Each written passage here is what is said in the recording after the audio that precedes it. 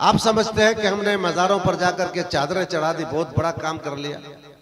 आपके मोहल्ले में कोई गरीब बच्ची, कोई गरीब परिवार ईद के मौके पर, बकरीद के मौके पर, जिसके घर में खाना अच्छा नहीं, वह ईद की खुशियां मना नहीं पाते, आपको उन्हें देने की, उनको खुश करने की, उन्हें भी ईद की मसरतों में शामिल करने की तौफीक नहीं होती है, मगर आपको ख्वाजा गरीब नवाज के मज़ार पर चादर भेजने का बड़ा जज्बा रहता है। तो सुन्नियों के अखराजात, सुन्नियों का खर्चा मज़ारों की तामीर में, मज़ारों पर चादर गागर चढ़ाने में, मज़ारों पर खस्सी मुर्गा ले जाने में, मस्जिदों का मीनार बनाने में, और उससे भी पैसा बच जाए तो फिर ईदगाह बनाने में 50-50 लाख का खर्चा मेरी नजर के सामने है। अपने इलाके में मैंने देखा 50-50 लाख का खर्चा किया ईदगाह बनाने में, जहां साल में एक मर्तबा जाते हैं। हमारे सुन्नियों में जो लड़के नारे लगा रहे थे, अभी जो लड़के उछल उछल के नजराने बांट रहे थे, मुझे यकीन है कि अगर इनसे पूछा जाए कि बोलो सहाबी किसको कहते हैं, नहीं बता पाएंगे। सहाबी नहीं समझ पाएंगे कि सहाबी कहते किसको हैं। सिर्फ नारों में हम महदूद होकर रह गए। पैगाम सुनने की कोशिश कीजिए। जब भी आपको किसी मज़ार पर खस्सी चढ़ाने का इरादा हो, खस्सी को बेच करके मदरसे को मदद कीजिए।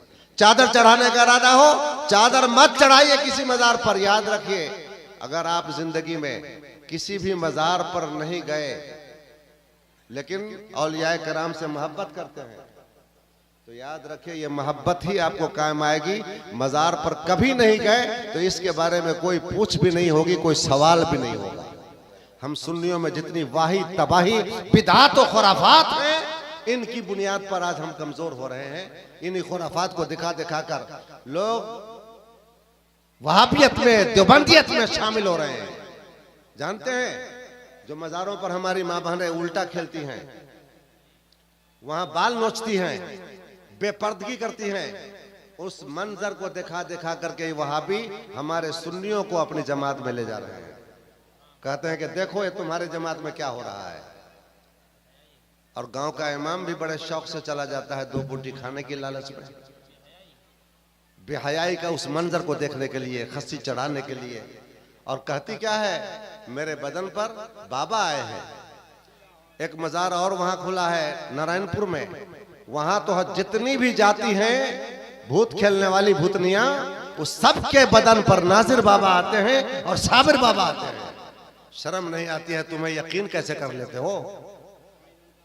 अरे जो औलियाए किराम जिंदगी में निगाह भरकर अजनबिया को, गैर महरम को देखा नहीं, उन औलियाए किराम की निस्बत तुम ये कह रही हो कि मेरे बदन पे वो आते हैं। क्या ये औलियाए किराम इन भूतनियों के बदन पे आने वाले हैं? क्या इनके बदन पे वो आएंगे? इतना ज़ईफुल ईमान आप हो गए, आपका ईमान इतना कमजोर हो गया कि अगर उस मज़ार पे बैठ के किसी भूत खेलने वाली ने कह दिया कि तुम्हारे बाप को फला ने मार दिया, तुम्हारे बाप को फला ने जादू कर दिया, तो वो भूत खेलने वाली अपनी जबान से जब कह देती है तो गांव क्या, पूरे इलाके के उलमा कह दें कि ये गलत बोलती है, तो तुम्हें यकीन नहीं आता है। एक भूत खेलने वाली की बात पर तुमको यकीन आ जाता है। इसलिए लगा दी कि हम सुन्नियों में नया मज़ार बनने का भी तूफान उठा हुआ है। और ये मौलवी लोग निकालते हैं मज़ार, कहता है कि ख्वाब में हमको दिखाई दिया है कि यहाँ फला बुजुर्ग का मज़ार है। इस इशारे की तमहीद आप पहले से बांध चुके हैं। तो मैंने समझा कि बाहरी मेहमान का इंतज़ार ज़्यादा होता है। जाहिर बात है, घर की मुर्गी दाल बराबर, घर का हीरा कांच बराबर। तो इस तरह एक मजाज है, तो मैंने मुनासिब समझा कि उनको पेश किया जाए। और बहुत अच्छा हुआ कि उन्होंने आपके सामने अपना बेहतरीन कीमती खिताब रखा। और जो बचा खुचा वक्त है, इंशाअल्लाह इसमें थोड़ी बातें मैं आपके सामने अर्ज़ करूँगा। हमारे जलसों में अर्ज़ कर रहा था कि हमारे जलसों का ये हाल हो चुका है कि जलसा जैसे ही 2 बजे के बाद आगे बढ़ता है तो फिर पतझड़ का जो ज़माना आता है और हवाएं चलती हैं, पत्ते झड़ जाते हैं, तो इस तरह का हाल हमारे जलसों का 2 बजे के बाद होने लगता है। चूँकि अक्सर जो सुनने वाले नौजवान तबका आते हैं, जो उछल उछल के नजराने लुटाते हैं और वो कमर टेढ़ी करके नारे भी लगाते हैं, वो बेचारे सिर्फ नात शरीफ सुनने आते हैं। इस मौके पर मुझे एक लतीफ़ा याद आया। राजमार्गा जब सड़क तैयार हो रही थी तो मजदूर लोग काम करते थे। एक अंग्रेज आया, उसने देखा कि नाश्ता जब आया इन लोगों का खाने के लिए, मजदूरों का नाश्ता, तो पहले ज़माने में बड़ी बड़ी और मोटी मोटी रोटियां होती थी, है ना ऐसा, और उस पर सब्जी नहीं चटनी होती थी। मरुआ की रोटी, अच्छा, मुफ्ती शौकत साहब फरमा रहे हैं, याद कराए, मरुआ की रोटी बड़ी मोटी होती थी और टाइट होती थी। उस पर चटनी रख के और बड़े शौक से मजदूर खाते थे, बहुत तंदुरुस्त रहते थे। इतनी तंदुरुस्ती रहती थी कि आज मुर्ग मुसल्लम खाने वाले उलमा के अंदर वो ताकत, वो तवानाई, वो कुव्वत, वो सेहत नहीं है। तो वो बड़ी तंदुरुस्ती वाली ग़िज़ा होती थी। तो रोटी जब आई और ऊपर से चटनी थोड़ी थोड़ी, अंग्रेज की समझ में क्या आया कि ये प्लेट है और उसके ऊपर जो थोड़ा सा रखा है ये खाने की चीज़ है। तो उसने बड़े शौक से मांगा कि मुझे भी खिलाओ। दिया तो इसने चटनी खा ली, रोटी नीचे फेंक दिया, बर्तन समझकर, प्लेट समझकर। अब उसका जो हाल हुआ होगा वो आप अंदाजा लगा सकते हैं। तो ये हाल है। चटनी को हम लोगों ने असल समझ लिया।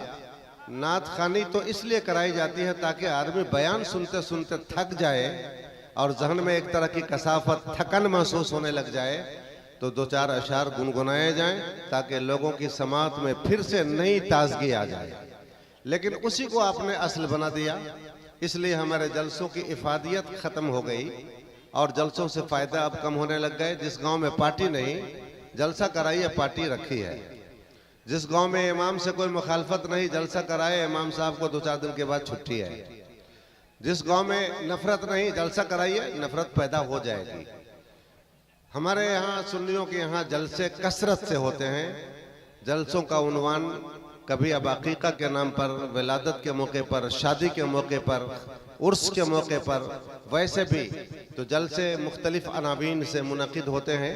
लेकिन कितना फ़ायदा होता है इसका अंदाज़ा आप इस तरह लगाइए, सर्वे कीजिए कि नेपाल में आज से 10 साल पहले, 15 साल पहले, 20 साल पहले सुन्नी ज़्यादा थे या ये वहाबी थे?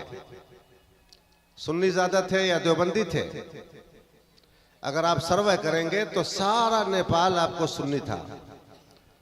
वहाबी का कोई नामो निशान न था, देवबंदियों का कोई नामो निशान न था। लेकिन वो उन्होंने अपनी जड़ें गाड़ी जमीन में और वो फैलना शुरू हुए। तो अब सर्वे के मुताबिक, मुल्की रिपोर्ट के मुताबिक उनकी तादाद रोज रोज बढ़ती है, हमारी तादाद रोज रोज घट रही है। जबकि उनके यहाँ ज्यादा जलसे नहीं है। कभी 5 साल, 7 साल, 10 साल के बाद इज्तिमा होता है उनका। हमारे यहाँ कोई ऐसा दिन नहीं होगा जिस दिन में जलसा नहीं होता हो। कभी उस इलाके में, कभी उस इलाके में, कभी उस जिले में, कभी उस जिले में जलसों की भरमार है। हजरत मुफ्ती अहमद यार खान नईमी अलैहि रहमत व रिज़वान ने एक शेर कहा था, खर्च सुन्नी बर कबूरो खानकाह, खर्च सुन्नी बर कबूरो खानकाह, खर्च नजदी बर उलूमो दरसगाह। सुन्नियों का खर्चा किस में होता है?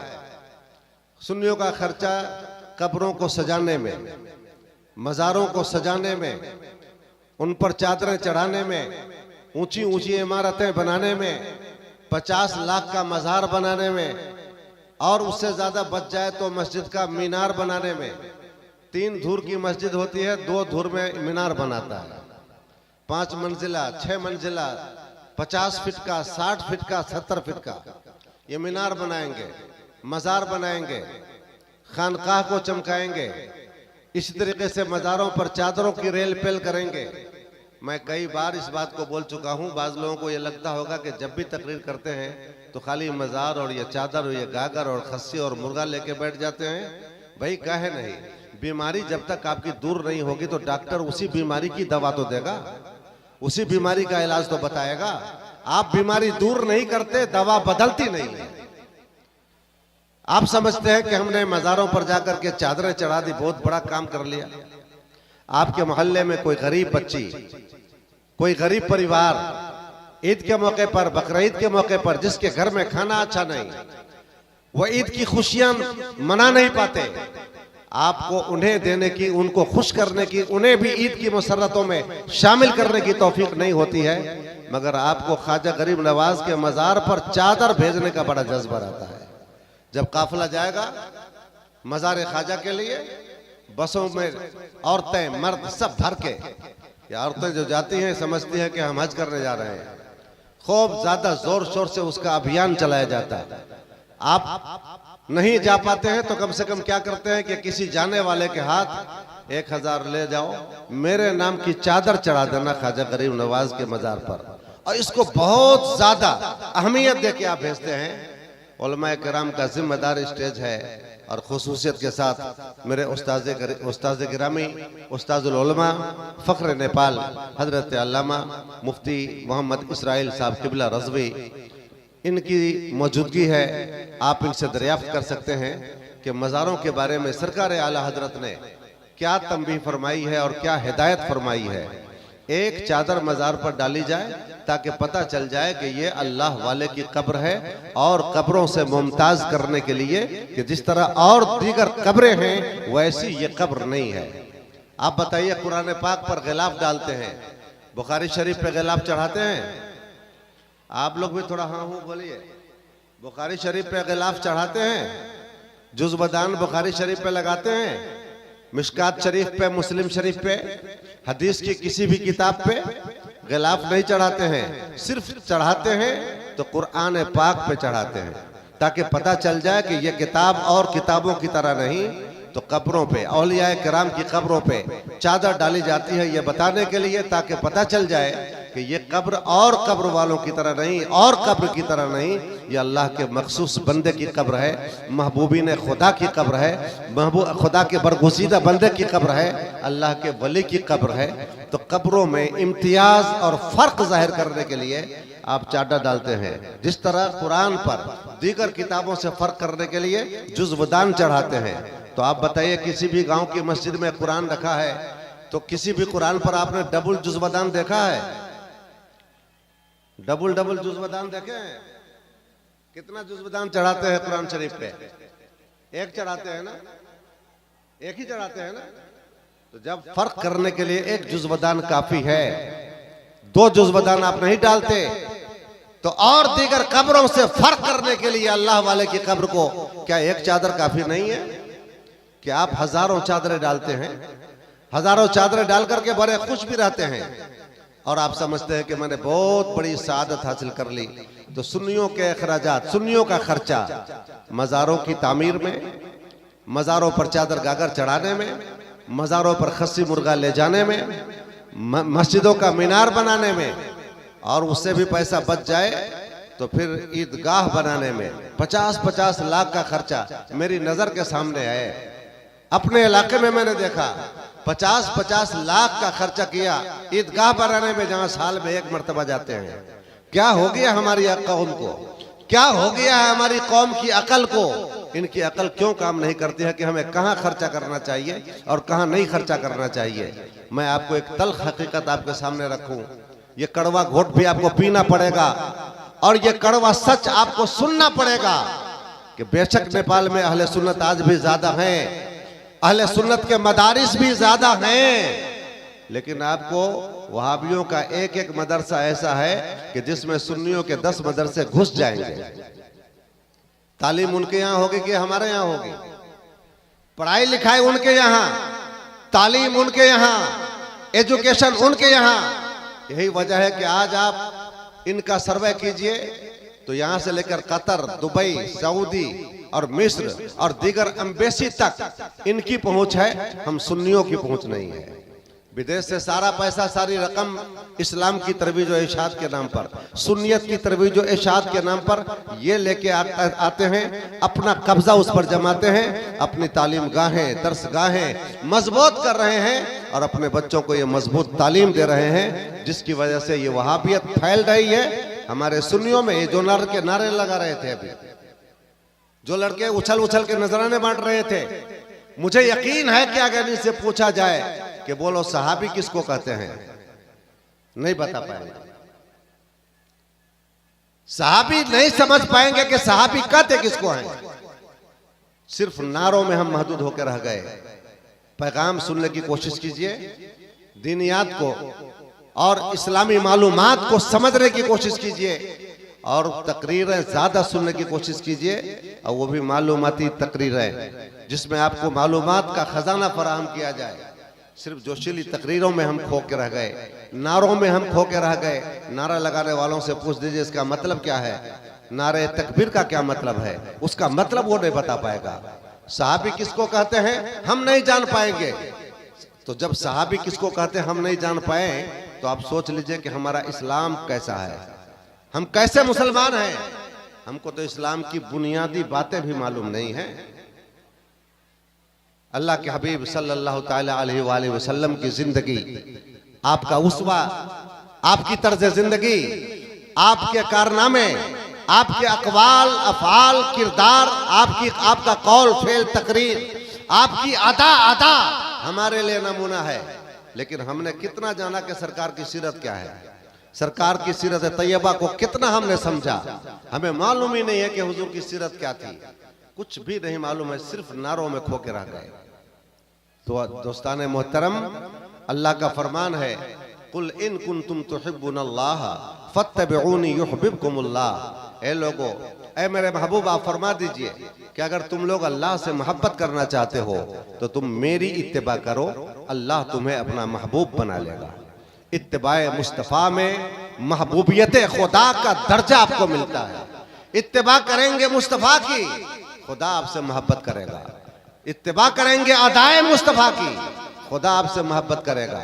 ये अदा इतनी निराली है हुजूर की कि आप उनकी अदाओं को अपनाते चले जाएं, आपका इस्लाम संवरता चला जाएगा, आपका ईमान निखरता चला जाएगा, आप मुकम्मल मुसलमान होते चले जाएंगे। अदाए मुस्तफ़ा के चलने का नाम ही तो इस्लाम है। लेकिन हमें मालूम ही नहीं है सरकार की अदा क्या है, उनकी सीरत क्या है, उन्होंने क्या जिंदगी हमको दी है, ज़ाब्ता हयात क्या दिया, आईने जिंदगी क्या दिया, दस्तूर जिंदगी क्या दिया, कानून जिंदगी और कानून बंदगी क्या दिया। जब हमें मालूम ही नहीं है तो उनकी अदाओं पे हम चलेंगे कैसे।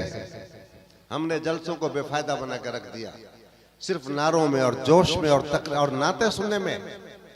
तकरीर का माना मतलब क्या है, वो अभी आप जलसा बता रहा है, सारा मजमा उठ गया। क्या समझकर? इसका मतलब यह हुआ कि आज भी आपके दिल में, आपके अंदर वो जहालत मौजूद है जो इब्तिदाए इस्लाम में जहालत मौजूद थी। अब भी आप उस जहालत से नहीं निकल पाए हैं। आपके अंदर इस्लामी स्पिरिट पैदा करने के लिए जरूरी है कि नबी की सीरत को आप सुने, पैगंबर इस्लाम की सीरत को आप सुने, उनकी अदाओं को सुने, कैसी जिंदगी थी आप सल्लल्लाहु ताला अलैहि वसल्लम की। दोस्ताने मोहतरम, मदरसों को मजबूत कीजिए। सबसे ज्यादा अभी जो तवज्जो देने की जरूरत है, सबसे ज्यादा काबिल तरजीह है अगर कोई गोशा है तो यह है कि हम मदारिस को मजबूत करें, दर्सगाहों को मजबूत करें। जब ये दर्सगाहें मजबूत होंगी तो फिर हमारी खानकाहें भी बच पाएंगी, हमारे मज़ारात की अजमतें भी बहाल रह पाएंगी, औलियाए किराम की अजमतें भी हमारी समझ में आएंगी। इख्तियारात मुस्तफ़ा पे हमला किया जाएगा। अगर आपको इल्म होगा, इल्म के जरिए इख्तियार मुस्तफ़ा पर आने वाले हमले का दिफा आप कर पाएंगे, मज़ारों पर उठने वाले एतराज़ात का दिफा कर पाएंगे, इख्तियार मुस्तफ़ा पे उठने वाले एतराज़ का दिफा कर पाएंगे। जब आपके पास इल्म नहीं होगा, अभी आपने सुना तकरीर में मौलाना आसिफ इकबाल ने एक बड़ी अच्छी बात कही कि मास्टर ने समझाया बच्चों को, अकबर इधर आओ, आ गया, असगर इधर आओ, अख्तर इधर आओ, सब आ गए। बच्चों से पूछा कि तुम इनको देख रहे हो? कहा कि हाँ हम देख रहे हैं। तो कहा कि इसका मतलब हुआ कि ये मौजूद हैं। उसके बाद तब कहने लगा कि अच्छा नबी को देख रहे हो? तो कहा नहीं। तो कहा इसका मतलब कि जो नहीं देखे जाते हैं वो मौजूद नहीं है। बच्चा पढ़ा लिखा था, मदरसे की चटाई पर बैठा था, असातिज़ा की बारगाह में जानू में तलम्मुस तह किया था। उसने जवाब दे दिया कि आप ऐसी बातें कर रहे हैं। तो कहा कि आपको देखा जा रहा है। स्टूडेंट से पूछा, साथियों से पूछा, मास्टर जी को, सर जी को देख रहे हो? तो कहा हाँ देख रहे हैं। कहा अच्छा इनकी अकल को देख रहे हो? तो कहा नहीं, इनकी अकल को तो नहीं देख रहे हैं। तो उसने कहा कि अकल है ही नहीं तो तुम देखोगे कैसे? अब समझ में आया? ये तालीम की बरकत होती है। जब आपके अकीदे पर हमला होगा तो इल्म बचाएगा, आपके अकीदे पर हमला होगा दरसगाह बचाएगी, आपके अकीदे पर हमला होगा ये दानिशगाहें बचाएंगी, आपके अकीदे पर हमला होगा मदारिस बचाएंगे, आपके अकीदे पर हमला होगा ये दारुल उलूम बचाएगा। इसलिए दारुल उलूम को मजबूत करना, मदारिस को मजबूत करना, दानिशगाहों को मजबूत करना, दरसगाहों को मजबूत करना हमारी अव्वलीन जिम्मेदारी बन रही है। लेकिन हमारे यहाँ का हाल ऐसा है, इतना बेहाल है, हम इस कदर नागुफ्ता बेहालत हो गई है हमारी। अगर किसी गांव में जलसा की रसीद लेके पहुंच जाए आदमी, सीधे चंदा देने की शरह बढ़ जाती है, 5,000 से कम तो देने की बात ही नहीं होती है। और अगर उसी गांव में कोई दारुल उलूम की रसीद लेके चला जाए, मदरसा की रसीद लेके चला जाए, तो 500 का नोट अगर जेब में है तो बोलता है कि अभी खुदरा नहीं है। गलत है कि सही है? ये हमारी सोच इतनी पस्ती में आ गई कि जहां से हमारी मसाजिद का इमाम मुहैया होता, जहां से जलसों का खतीब मुहैया होता, जहां से जलसों में तकरीर करने वाले खुतबा मुकर्रिरीन तैयार होते, और जहां से हमारे अकीदे की हिफाजत करने वाली सिपाह तैयार होती, आज हमने उन जगहों को कमजोर कर दिया, दारुल उलूम को कमजोर कर दिया, इदारों को कमजोर कर दिया। इसकी वजह से आज हमारी सुन्नियत कमजोर हो रही है। जरूरी है कि आप जलसों की तामझाम से हटकर अब तालीम पर जोर दीजिए, अपने अपने इलाके के इदारों को मजबूत कीजिए। और जब भी आपको लगे कि हमें किसी मज़ार शरीफ पे जाकर के 1,000 की चादर चढ़ाने का इरादा है, तो आप 1,000 की चादर किसी मज़ार पे मत चढ़ाइए, बल्कि उस 1,000 का खर्चा किसी गरीब पड़ोसी के ऊपर कर दीजिए। इंशाअल्लाह इसका सवाब आपको ज्यादा मिलेगा। मदरसा पे खर्च कीजिए, सवाब ज्यादा मिलेगा, यह जरूरी है। जब भी आपको किसी मज़ार पर खस्सी चढ़ाने का इरादा हो, खस्सी को बेच करके मदरसे को मदद कीजिए। चादर चढ़ाने का इरादा हो, चादर मत चढ़ाइए किसी मज़ार पर। याद रखिए, अगर आप जिंदगी में किसी भी मज़ार पर नहीं गए लेकिन औलियाए कराम से मोहब्बत करते हैं, तो याद रखिए ये मोहब्बत ही आपको कायम आएगी। मज़ार पर कभी नहीं गए तो इसके बारे में कोई पूछ भी नहीं होगी, कोई सवाल भी नहीं होगा। हजरत सैयद साहब किबला भी तशरीफ ला चुके हैं। कचौचा शरीफ का चश्मो चराग, यकीनी बात है कि जो सुन्नी होगा कचौचा शरीफ से तो मोहब्बत करता है, और वहाँ का शहजादा, वहाँ का नूर नज़र, आले रसूल, फर्जंद बतूल आपकी निगाहों के दायरे में तशरीफ फरमा है। अब आप दो काम कीजिए, कानों से समात का काम और आंखों से जियारत का काम करते रहिए, इंशाअल्लाह। रख दीजिए वहीं पे। हजरत ओवैस करनी का नाम आप लोगों ने सुना होगा, सुने हैं?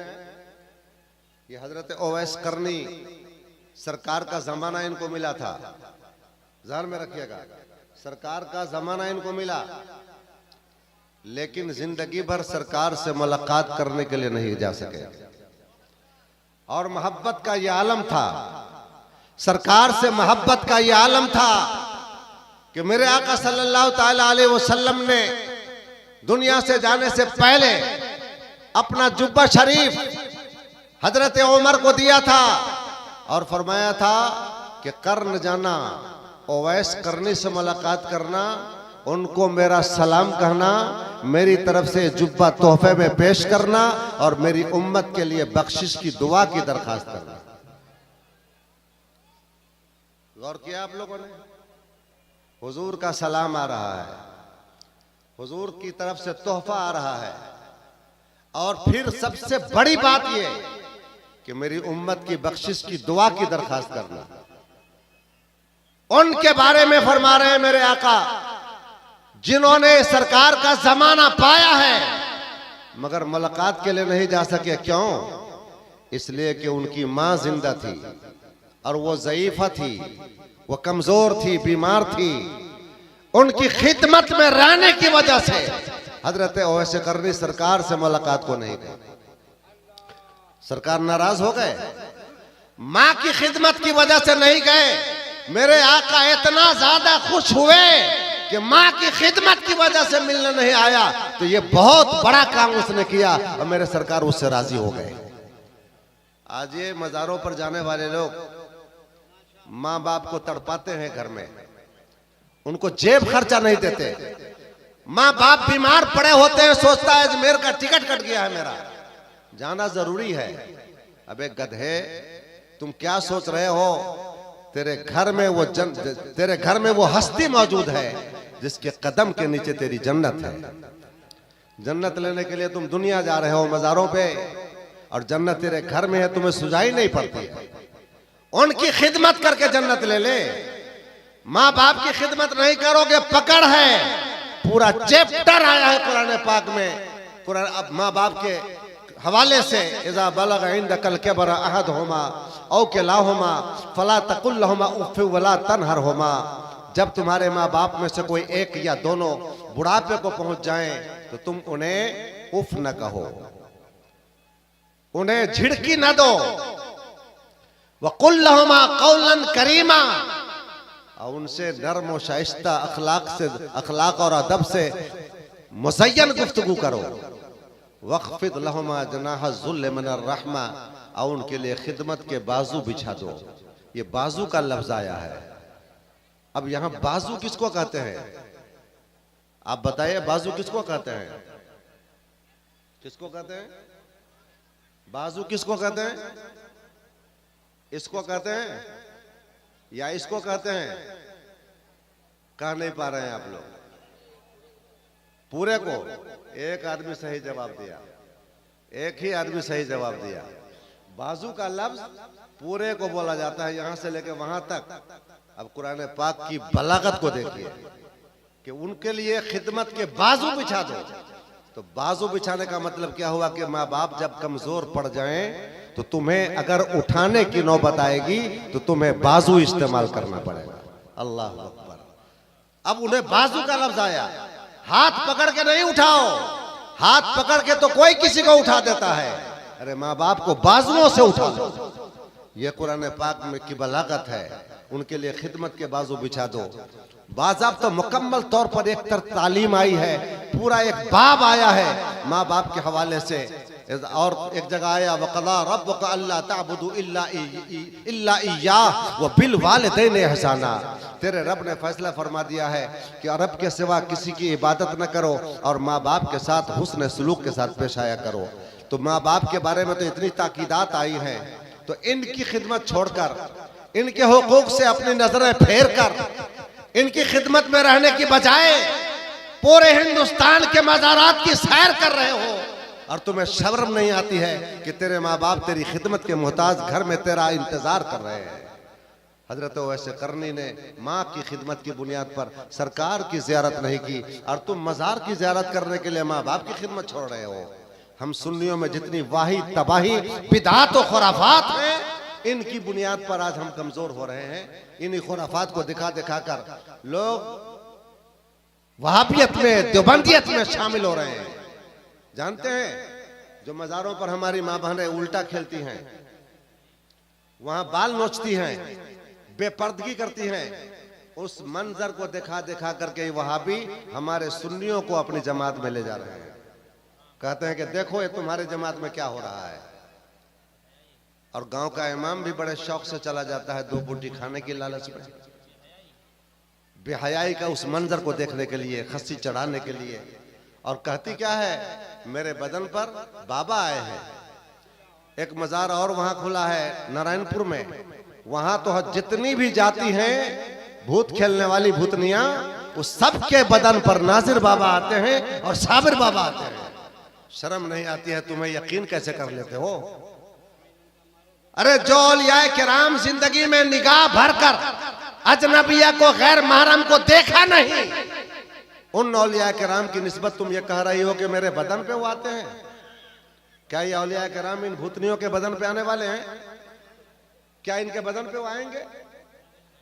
इतना ज़ईफुल ईमान आप हो गए, आपका ईमान इतना कमजोर हो गया कि अगर उस मज़ार पे बैठ के किसी भूत खेलने वाली ने कह दिया कि तुम्हारे बाप को फला ने मार दिया, तुम्हारे बाप को फला ने जादू कर दिया, तो वो भूत खेलने वाली अपनी जबान से जब कह देती है तो गांव क्या पूरे इलाके के उलमा कह दें कि ये गलत बोलती है, तो तुम्हें यकीन नहीं आता है। एक भूत खेलने वाली की बात पर तुमको यकीन आ जाता है। कहां चला गया तुम्हारा ईमान? झूठ बोलता है मसलक आला हजरत जिंदाबाद, झूठ बोलता है।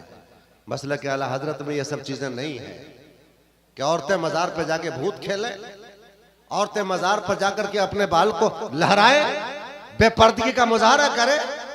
ये मसलक आला हजरत है ही नहीं। और यहां आकर के मसलक आला हजरत जिंदाबाद। मुझे तो हंसी आती थी इन लोगों पर जो 5-5 का नोट इतना लहरा लहरा के दे रहे थे। 5-5 का नोट। सही कहा था इन्होंने, नूरी साहब ने, कि हमारे हिंदुस्तान में जाने के बाद तो आधा भी नहीं रह जाएगा। इन लोगों का हाल मालूम कीजिएगा ना गांव में, तो अपने इमाम साहब की तनख्वाह 2-2 महीना 3-3 महीना की नहीं दिया रहता है। इमाम की तनख्वाह इन लोगों पर बाकी रहती है और जलसा में आके नोट छलकाते हैं। ये संभलिए, अब इमाम की खबर भी नहीं लेता। आज मुकर्रिरीन को आप बुलाए होंगे 10-10 हजार 20-20 हजार इंडियन। 1 घंटा का इमाम साल भर खिदमत करता है आपकी। ईद के मौके पर, बकरीद के मौके पर, जहां तमाम दुनिया खुशी मना रही होती है, क्या आपको तौफीक हुई कि अपने इमाम की भी खुशी में, उनको भी खुश करने में अपना हिस्सा डाल दें? क्या उनको देने की तौफीक होती है आपको? सारी चाल उल्टी है, तमाम तरजीहात हमारी उल्टी हो गई। हमें जिधर ज्यादा तवज्जो देनी चाहिए उधर बिल्कुल तवज्जो नहीं, और जिधर तवज्जो देने का कोई फायदा नहीं है, पूरी कौम जमात बनाकर उल्टी पड़ रही है उसकी तरफ। अपने अंदर बदलाव लाइए, तब्दीली लाइए, खुद को सुधारिए, संवारिए। आपकी हमारी माँ बहनें नाचती हैं रोजा मजार पर, शर्म से सर झुक जाता है हमारा कि ये क्या कर रही हैं, हम इनकी वकालत कैसे कर सकते हैं।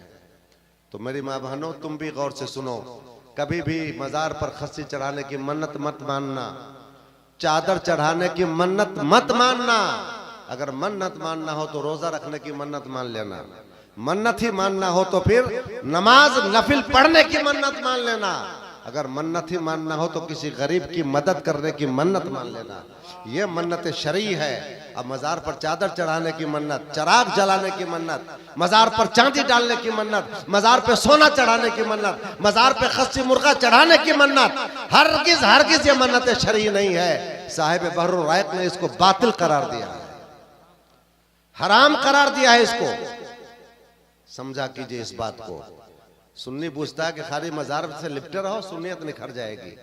मेरी इस गुफ्तगू का यह मतलब आखिर में मैं बता दूं। अब मैं बैठने वाला हूं तो आखिर में ये बता दूं कि मेरी गुफ्तगू का ये मतलब कभी ना लीजिएगा कि हम साहिब मजार का खिलाफ कर रहे हैं। ये मतलब मत लीजिएगा। साहिब मजार तो हमारे हैं। जितने भी साहिब मजार हैं दुनिया में, दिल्ली में 22 ख्वाजा का मजार है, महबूब इलाही का मजार है, अमीर खुसरू का मजार है, कुतुबुद्दीन बख्तियार काकी का मजार है, हजरत शमसुद्दीन का अल्तमश का मजार है, दीगर जितने भी दिल्ली में 22 ख्वाजगान हैं, ये तो गिनती में और पता नहीं बगैर गिनती के कितने हैं।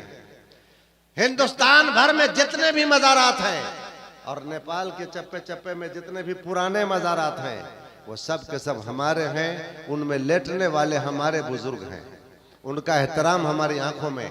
मैंने पुराने की कैद इसलिए लगा दी कि हम सुन्नियों में नया मजार बनने का भी तूफान उठा हुआ है।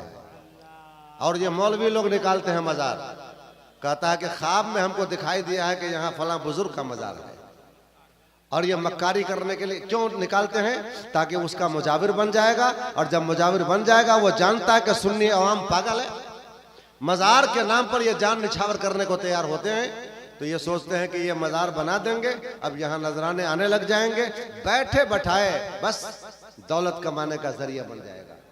तो ये नए नए मजारात भी हमारी जमात में बहुत निकलते हैं। पोखरा में एक नया मजार निकला, कपिल वस्तु में 6 मजार नया निकला, अभी फिर निकलने जा रहा था। तो अल्हम्दुलिल्लाह मैंने उस पर पाबंदी लगाई, वहाँ के उलमा से सवाल करना शुरू किया, ये क्या होने जा रहा है आपके यहाँ? जिस मजार वाले का न पता है, न नाम है, न हसब है, न नसब है, कोई जानने वाला नहीं, और ये मजार कैसे बन रहा है, जलसा कैसे हो रहा है। मैंने इस पर माशाअल्लाह ग्रुप में जब इस पर सवाल उठाया, सारे उलमाए कपिल वस्तु को, राष्ट्रीय उलमा को मैंने इसकी जानिब तवज्जो दिलाई। फायदा उसका ये हुआ कि जलसा तो हुआ, मगर जलसा में उसके खिलाफ तकरीर हुई। जलसा तो हुआ, मगर जलसा में उसके खिलाफ तकरीर हुई कि ये मजार वाले, इनका कोई पता नहीं है, लिहाजा मजार बनाना नाजायज और हराम। और मौलवियों का हाल यह है साहब, माशाल्लाह वो मजार बनना रुक गया। हमारी जमात के मौलवियों का, मुकर्रिरों का यह हाल है कि खाली उर्स का उन्वान देके इश्तिहार छपा दीजिए, चाहे जिनका उर्स कर रहे हैं, जिनके नाम का उर्स कर रहे हैं, कुछ भी नहीं हो वो, कुछ भी नहीं हो वो, बस आएंगे मुकर्रिरीन, उन्वान बनाएंगे अला इन्ना औलिया अल्लाह है ला खौफुन अलैहिम वला हुम यहज़नून। अब औलिया कराम की करामतें बयान करने लग जाएंगे। लोग समझते हैं कि जितनी बातें बयान की जा रही हैं सारी बातें उनके अंदर थी। ये दुनियादार मौलवियों ने स्टेज का तकद्दुस बर्बाद कर दिया। इन्हें इतना भी शऊर नहीं होता है कि जिनके बारे में तुम बोल रहे हो कुतुब ज़माना, और जिनके बारे में तुम वो तमाम अलकाब इस्तेमाल कर रहे हो जो हजरत गौसे पाक के लिए इस्तेमाल किए जाते हैं, ख्वाजा गरीब नवाज के लिए इस्तेमाल किए जाते हैं, वो सारे अलकाब जो इनके लिए तुम इस्तेमाल कर रहे हो, इनके बारे में तुम जानते क्या हो? कुछ नहीं जानता रहता है। अब वो उन्वान बनाएगा औलिया कराम का। ये तबाही है हमारी जमात में। मेरी बातें आपको तो बहुत ज्यादा खुश्क लगी होंगी, लेकिन दवा तो कड़वी ही होती है। दवा तो कड़वी होती है ना। अब आप मरीज कहेगा कि हमको मीठी मीठी दवा खिलाइए, तो बड़ा पागल डॉक्टर होगा जो आपकी मर्जी के मुताबिक दवा देगा।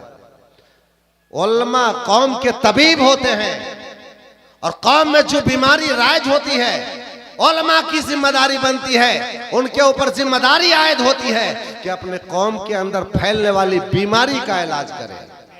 कड़वी दवा पिलानी पड़े तो कड़वी दवा पिलाए, सिर्फ वाह वाही करने से काम नहीं चलेगा। अल्लाह ताला हमको सुन्नियत पर इस्तिकामत बख्शे, औलिया किराम की अजमतों को समझने की तौफीक अता फरमाए, और नया मजार बनाने की तरफ तवज्जो न दीजिए। हर आदमी का मजार, अरे एक इजाजत हो आप लोगों की तो 2 मिनट में एक बड़ी बात को लिपेट दो। 2 मिनट में आलमगीर औरंगजेब रहमतुल्लाह अलैह का नाम आप लोगों ने सुना होगा। हिंदुस्तान के बादशाह थे, 50 साल तक तन्हा हुकूमत उन्होंने की थी, और वक्त के मुजद्दिद थे। फतावा आलमगीरी की तदवीन में उनका जबरदस्त कलीदी किरदार रहा है। उन्हीं के जमाने में वो किताब बनी है, फतावा आलमगीरी, फतावा हिंदिया भी कहते हैं उसको। आलमगीर रहमतुल्लाह अलैह का ये आलम है कि बादशाह वक्त तो थे, मगर अपने घर का खर्चा टोपी बना बना के वो इस्तेमाल करते थे, इंतजाम करते थे। वक्त के मुजद्दिद थे, मगर उनका मजार नहीं है बहुत बड़ा मजार, बस एक आध बालिश्त के बराबर चौतरफ से दीवार उठी है, छत खाली है। क्या उनका मकाम घट जाएगा? बोलिए बोलिए, उनका रुतबा घट जाएगा? और सबसे बड़ी बात तो आपको, अगर मदीना जाने की अल्लाह ने सआदत बख्शी होगी तो आपने देखा होगा जन्नतुल बकी के अंदर सैयद-ए कायनात, मखदूम-ए कायनात, हसनैन करीमैन की मां, सैयदुल अंबिया की लख्त जिगर हजरत फातिमतुज़ ज़हरा रज़ी अल्लाह ताला अन्हा का मजार आप देखो, वहां तो सिर्फ निशान लगा हुआ है, कोई मजार नहीं है। तो क्या मजार न बनने से उनकी अजमत घट जाएगी? सुन्नियों, मत समझो कि मजार बहुत ज्यादा ऊंचा बनाना जरूरी है। मजारात में पैसे खर्च करने की बजाय मदरसों में पैसे खर्च कीजिए, तालीम गाहों में खर्च कीजिए, इदारों को मजबूत कीजिए। कोई जरूरी नहीं है 50 लाख का आप मजार बनाए, उससे सुन्नियत का कोई फायदा नहीं है। हाँ, फायदा हो जाता है, एक खानदान का फायदा हो जाता है। अल्लाह तौफीक दे हमें, और सुन्नियत को मजबूत कीजिए। अपने ख्यालात में चेंजिंग लाइए, बदलाव लाइए, अपनी रविश बदलिए, सोच बदलिए, तरजीहात बदलिए, ताकि हमारे इदारे मजबूत हों, सुन्नियत मजबूत हो। सामने सीरते मुस्तफा दर्स है रहबरी के लिए, सामने सीरते मुस्तफा दर्स है रहबरी के लिए, फिर हमें और क्या चाहिए। दोस्तों जिंदगी के लिए फिर हमें और क्या चाहिए। दोस्तों जिंदगी के लिए हश्र में हमें कहाँ तुम कहाँ, जब न होंगे कोई मेहरबान, बन के रहमत हुजूर आएंगे अपनी हर